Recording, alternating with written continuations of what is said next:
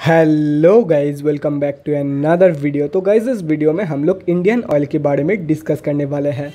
तो guys, Indian oil ने 1:2 का बोनस अनाउंस कर दिया है एंड उसके साथ साथ आईसीआईसीआई सिक्योरिटीज़ ने भी इस कंपनी का टारगेट दे दिया है। तो गाइस, इस वीडियो में हम लोग कंपनी के बोनस एंड टारगेट के रिलेटेड डिस्कशन तो करेंगे ही करेंगे, लेकिन उसके साथ साथ हम लोग कंपनी के फंडामेंटल्स एंड टेक्निकल्स के बारे में भी डिस्कस करेंगे, ताकि आप लोग को ये पता चल जाए कि ये कंपनी पैसा लगाने के लायक है या नहीं।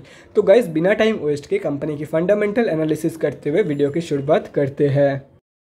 तो गाइज, अगर इस कंपनी के बिजनेस के बारे में डिस्कस करें तो it has the leadership position in the oil refining and petroleum marketing sector of India.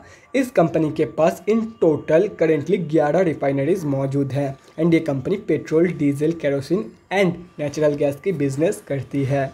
अगर इस कंपनी की मार्केट कैप के बारे में डिस्कस करें तो वो 1,02,096 करोड़ की है, 4.07 की पी है, 16.1% है कंपनी की ROCE एंड 20.5% है कंपनी की return on equity. Last 6 months की रिटर्न नेगेटिव में जा चुकी है, नेगेटिव बाई 1.59%। एंड लास्ट 3 साल की जो सेल्स ग्रोथ है वो 3.72% के आसपास निकल के आ रही है, जो कि 3 साल की कंपेरिजन में काफ़ी कम है। बुक वैल्यू से आप लोग को ये कंपनी सस्ते में अभी मिल रही है।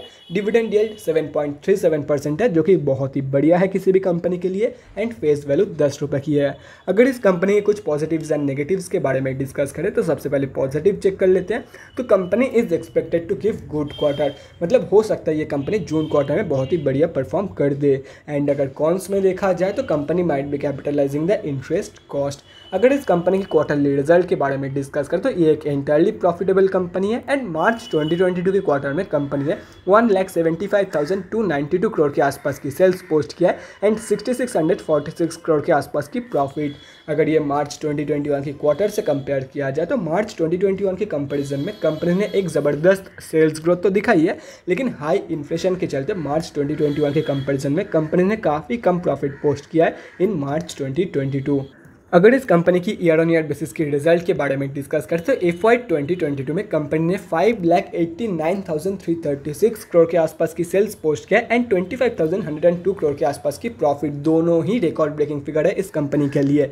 FY 2022 में कंपनी ने एक रिकॉर्ड ब्रेकिंग प्रॉफिट के साथ साथ एक रिकॉर्ड ब्रेकिंग सेल्स फिगर भी पोस्ट किया है। अगर इस कंपनी की बैलेंस शीट की हेल्थ के बारे में डिस्कस करें तो FY 2022 में कंपनी की जो बैलेंस शीट की हेल्थ है वो भी इम्प्रूव हुई है। कंपनी ने रिजर्व के साथ साथ डेट भी इंक्रीज़ किया है, लेकिन अगर ध्यान से देखा जाए तो रिजर्व ज़्यादा इंक्रीज़ हुई है कंपेयर टू कंपनी की डेट। लेकिन अगर ओवरऑल देखा जाए तो डेट के कंपेरिजन में काफ़ी कम रिजर्व मौजूद है कंपनी के पास। मतलब ओवरऑल जो बैलेंस शीट की हेल्थ है वो कुछ खास नहीं है, लेकिन FY 2022 में कंपनी की जो बैलेंस शीट की हेल्थ है वो इम्प्रूव हुई है।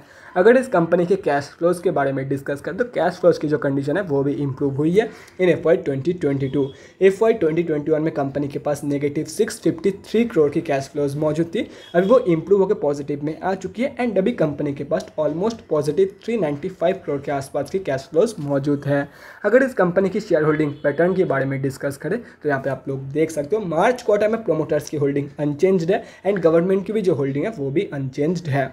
FIS ने अपनी होल्डिंग इंक्रीज करी है एंड DIS ने अपनी होल्डिंग रिड्यूस करी है। अगर DIS में देखा जाए तो LIC की होल्डिंग है इस कंपनी में। LIC ऑलमोस्ट इस कंपनी की 8% शेयर्स वोन करती है एंड उसके साथ साथ और भी कई सारे बड़े DIS का पैसा इस कंपनी में लगा हुआ है, यहाँ पे आप लोग देख सकते हो।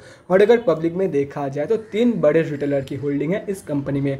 अगर ये सब कुछ कैलकुलेट करते हो तो इस कंपनी में हम अब जैसे छोटे मोटे रिटेलर की जो होल्डिंग है वो अप्रॉक्सीमेटली 7% के आसपास निकल के आ रही है। टू बी प्रिसाइज, इस कंपनी में हम अब जैसे छोटे मोटे रिटेलर की जो होल्डिंग है वो है 6.86% के आसपास की।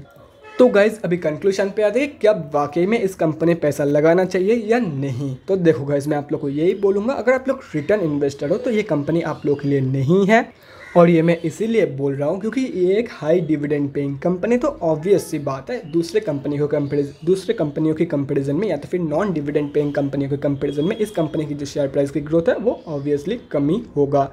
तो इसलिए अगर आप लोग रिटर्न इन्वेस्टर हो तो ये कंपनी आप लोग के लिए नहीं है। एंड यहाँ पे आप लोग देख सकते हो कंपनी की जो ऑल टाइम रिटर्न है वो सिर्फ और सिर्फ 500% के आसपास निकल के आ रही है। एंड ऑल टाइम मतलब ये कंपनी ऑलरेडी इस NSE में या तो फिर मार्केट में लिस्टेड हुए 23 साल हो चुका है, यहाँ पे आप लोग देख सकते हो। तो रिटर्न इन्वेस्टर के लिए ये कंपनी नहीं है। और रही बात डिविडेंड इन्वेस्टर की, तो देखो गाइस आप लोग के लिए बहुत ही एक बढ़िया ऑप्शन है, बहुत ही बढ़िया ये कंपनी आप लोग को डिविडेंड पे करेगी।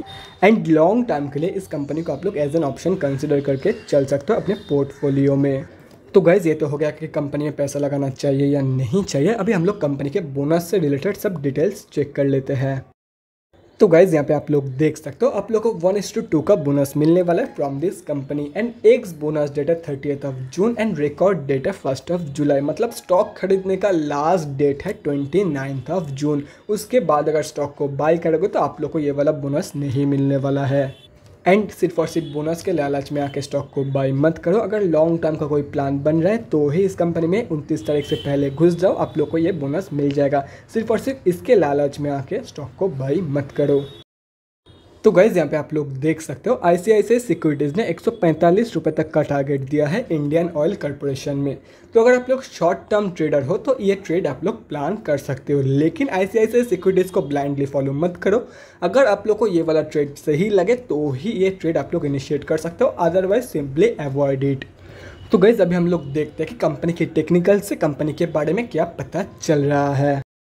तो गाइज यहाँ पे हम लोग आ चुके हैं NSE के डेली चार्ट पे। तो गाइज यहाँ पे आप लोग देख सकते हो अभी कंपनी 102 रुपये की प्राइस रेंज से सपोर्ट लेके ऊपर जाने की प्रयास कर रही है। तो जो लोग स्विंग ट्रेडर्स है वो लोग यहाँ पे बहुत ही एक बढ़िया ट्रेड प्लान कर सकता है, जो कि एक करंट मार्केट प्राइस पे एंट्री कर सकता है for the target of 118 rupees and stop loss होगा 100 रुपीज़ का, जैसे कि यहाँ पे आप लोग देख सकते हो। यहाँ पे एक बहुत ही बढ़िया 1:1 का हिस्ट्री रिवार्ड रेशियो का ट्रेड यहाँ पे निकल के आ रहा है। अगर कोई स्विंग ट्रेडर इस ट्रेड को प्लान करना चाहता है तो बहुत ही आसानी से कर सकता है।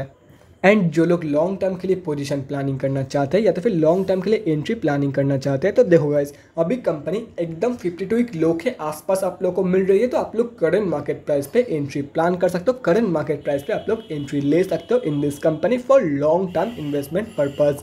तो guys that's it for this video. अगले वीडियो में मिलते हैं गाइज, थैंक्स फॉर वॉचिंग। और गाइज अगर आप लोग के मन में कोई भी डाउट या क्वेरी रहती है स्टॉक मार्केट या किसी भी स्टॉक से रिलेटेड तो कमेंट सेक्शन में कमेंट करके मुझसे पूछ सकते हो, या तो फिर मेरे इंस्टाग्राम का लिंक आप लोग को डिस्क्रिप्शन बॉक्स में मिल जाएगा, जाके वहाँ पर ही मुझे DM कर सकते हो for an 1-on-1 conversation. Thanks again for watching guys, bye guys and definitely guys stay safe.